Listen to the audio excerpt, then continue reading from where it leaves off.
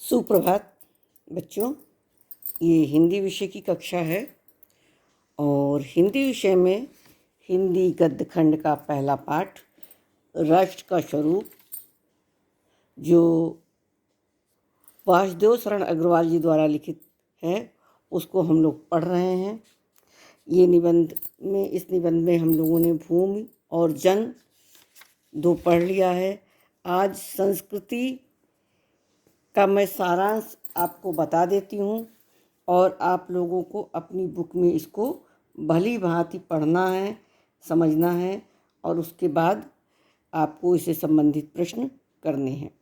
संस्कृति क्या है, लेखक ने क्या बताया है? देखिए, लेखक का मानना है कि यह संस्कृति ही जन का मस्तिष्क है। जन माने लोग, और संस्कृति के विकास एवं अभ्युदय के द्वारा ही राष्ट्र की वृद्धि संभव है। अनेक संस्कृतियों के रहने के बावजूद सभी संस्कृतियों का मूल आधार पारस्परिक सहिष्णुता एवं समन्वय की भावना है। यही हमारे बीच पारस्परिक प्रेम एवं भाईचारे का स्रोत है और इसी की राष्ट्रीयता की भावना को बल मिलता है।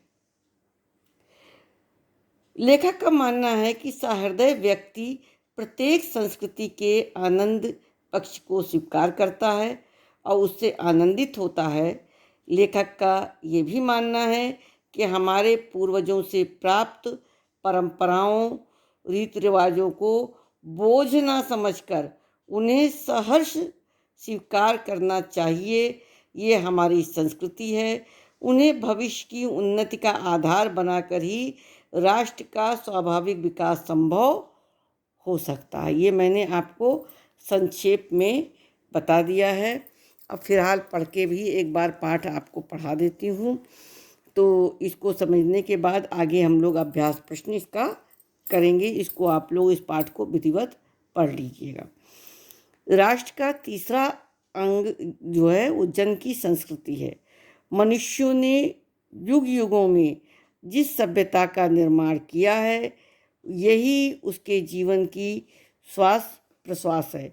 बिना संस्कृति के जन की कल्पना का बंध मात्र है। संस्कृति ही जन का मस्तिष्क है। संस्कृति के विकास और अभ्युदय के द्वारा ही राष्ट्र की वृद्धि संभव है। राष्ट्र के समग्र रूप में भूमि और जन के साथ साथ जन की संस्कृति का महत्वपूर्ण स्थान है। यदि भूमि और जन अपनी संस्कृति से विरहित कर दिए जाएं तो राष्ट्र का लोप समझना चाहिए। जीवन के बिटप का पुष्प संस्कृति है। संस्कृति के सौंदर्य और सौरभ में राष्ट्रीय जन के जीवन का सौंदर्य और यश अंतर्निहित है। ज्ञान और कर्म दोनों के पारस्परिक प्रकाश की संज्ञा संस्कृति है।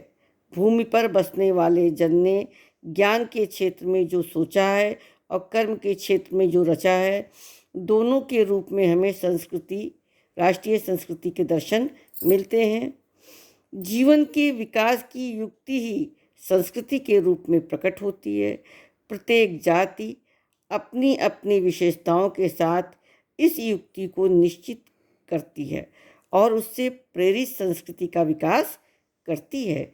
इस दृष्टि से प्रत्येक जन को अपनी अपनी भावनाओं के अनुसार पृथक पृथक संस्कृतियाँ राष्ट्र में विकसित होती हैं, परंतु उन सब का मूल आधार पारस्परिक सहिष्णुता और समन्वय पर निर्भर है।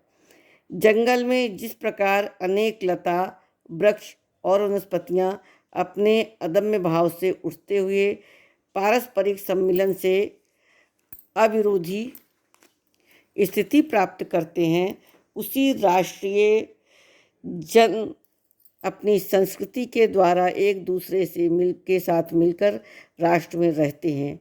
जिस प्रकार जल के अनेक प्रवाह नदियों के रूप में मिलकर समुद्र में एक रूपता प्राप्त करते हैं, उसी प्रकार राष्ट्रीय जीवन में अनेक विधियाँ राष्ट्रीय संस्कृति में समन्वय प्राप्त करती हैं। समन्वय युक्त जीवन ही राष्ट्र का सुखदायी रूप है। साहित्य, कला, नृत्य, गीत, आमोद प्रमोद अनेक रूपों में राष्ट्रीय जन अपने अपने मानसिक भावों को प्रकट करते हैं। आत्मा का जो विश्वव्यापी आनंद भाव है वह इन विविध रूपों में साकार होता है। यद्यपि बाह्य रूप की दृष्टि से संस्कृति के ये बाहरी लक्षण अनेक दिखाई पड़ते हैं, किंतु आंतरिक आनंद की दृष्टि से उनमें एक सूत्रता है। जो व्यक्ति सहृदय है वो प्रत्येक संस्कृति के आनंद पक्ष को स्वीकार करता है और उससे आनंदित होता है। इस प्रकार की उदार भावना ही विविध जनों के से बने हुए राष्ट्र के लिए स्वास्थ्यकर है। गांवों और जंगलों में स्वच्छंद जन्म लेने वाली लोकगीतों में, तारों के नीचे विकसित लोक कथाओं में संस्कृति का अमित भंडार भरा हुआ है। जहाँ से आनंद की भरपूर मात्रा प्राप्त हो सकती है। राष्ट्रीय संस्कृति के परिचय काल में उन सबका स्वागत करने की आवश्यकता है।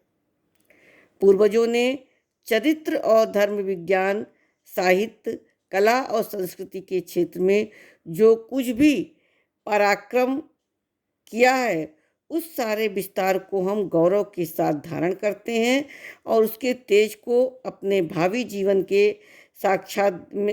में साक्षात देखना चाहते हैं। यही राष्ट्र संवर्धन का स्वाभाविक प्रकार है। यह जहाँ अतीत वर्तमान के लिए भार रूप नहीं है, जहाँ भूत वर्तमान को जकड़ नहीं रखना चाहता, वरन अपने वरदान से पुष्टि करके उसे आगे बढ़ाना चाहता है, उस राष्ट्र का हम स्वागत करते हैं। ये पूरा पाठ आज आपका पूर्ण हो गया है। आगे अगली कक्षा में हम लोग इससे संबंधित प्रश्न करेंगे और इसको आप लोग भली भांति पढ़ लीजिएगा। अगर आपके पास पुस्तक नहीं है तो आप लोग इसको जूम करके, मैंने आपके फ़ोटो डाल दी, उसको पढ़ लीजिएगा, और पुस्तक है तो अपनी पुस्तक से पढ़िएगा। संभवतः अब तक सभी छात्राओं ने पुस्तक खरीद ली होगी, ऐसा मैं उम्मीद करती हूँ। और आप लोगों को पूरा, चूँकि आपका फाइनल ईयर है, इंटर क्लास है, इसलिए इसमें इम्पॉर्टेंट जैसा शब्द न करके आपको पूरे अभ्यास प्रश्न करना चाहिए और पूरे पाठ को विधिवत पढ़ना चाहिए। धन्यवाद।